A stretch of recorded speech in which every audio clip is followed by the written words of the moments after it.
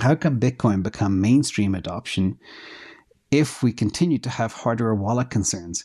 Whether be it real concerns or perceived, do you think the average person is technically savvy to handle self-custody?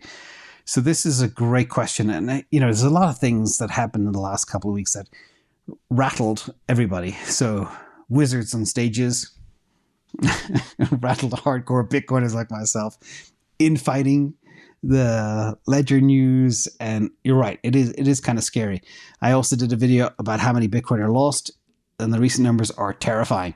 So yeah, people do screw up, and you got to watch that. But let's talk about where we are today in the cycle and what this kind of means. So first of all, hardware wallet concerns, yes, it's very real, but we do not believe it'll hinder mainstream adoption, because we are not beholden to hardware wallets. In fact, Ledger's Bud Light moment is a perfect illustration of how resilient Bitcoin and how powerful the Bitcoin community is. With all that stuff that came out, Bitcoin didn't miss a beat in terms of price action. And Ledger is one of the oldest and most respected and most powerful hardware wallet companies out there after Trezor. And when they decided to compromise their own security with rollout of Ledger Live, the crypto community decided to switch. And that's the beauty.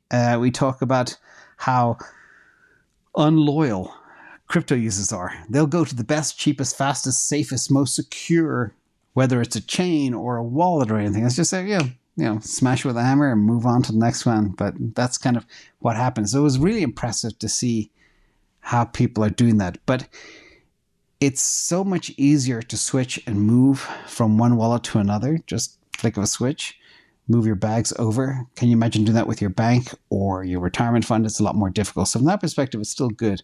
But wallets are still infantile. It's still new technology. And we do agree with the premise of your question, because the average person isn't technically savvy enough to handle self-custody.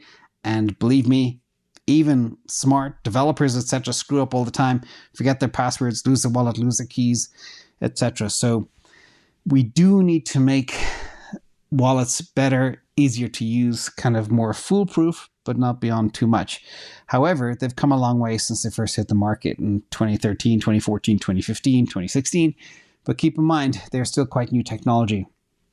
Now, if you go back to early computers and early smartphones, you can see they were very kludgy as well. And that's just where we are. Things will get better, cheaper, faster. And there are some cool things that are coming. So what would we do if we had to make a better hardware wallet? First of all, it would be fun to design one. We need something that would allow full self-custody and sovereignty. Trustlessness is absolutely critical to this as well. And it has to be airtight.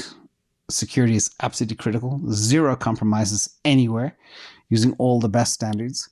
It has to protect privacy. Privacy is a must. It has to be open source. We keep hammering that home. And it also has to be easy to use, that even somebody with no technical skills can jump in and pick it up, and accessible to everybody.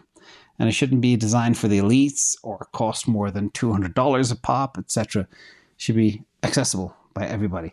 So with that, there are some things that are coming. Maybe AI generated future Bitcoin wallet. Who knows? So AI could generate a future wallet, and this is what we came up with. It looks like a credit card, except it displays the Bitcoin balance directly on the card. In this way, the wallet would work as it can be used both as a traditional wallet or cash. By giving the card to another person, that person becomes the sole owner of all the Bitcoin on the card. And if they lose it, well, then it's gone. But anyway, maybe there's ways of recovering balances on credit cards. So I'm sure that could be easily wired up here. And you can easily add Bitcoin to the card by sending Bitcoin to the same card address once confirmed. Think of it like kind of a PayPal on a card. And what this wallet allows is non-tech users to ramp up and own some Bitcoin and spend Bitcoin as they have it as well. In addition, another one that is actually out there, and this sounds futuristic, but it's closer than you think. There's a company called OpenDime. It's a project that is working on this exact type of wallet. It is a device that is designed to hold a certain amount of Bitcoin, or sats. In this case, I think it was just one example of 200,000 sats or something on it.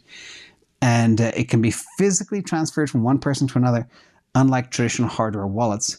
An OpenDime does not allow the extraction of the private key. This means that once the device has been used and accessed, the private key cannot be retrieved, and that allows it to be completely tamper-proof, and the user cannot unseal the device and access funds physically. The project is still quite new. It's a little USB card, but it could be also an exciting step in the future that we need to go to.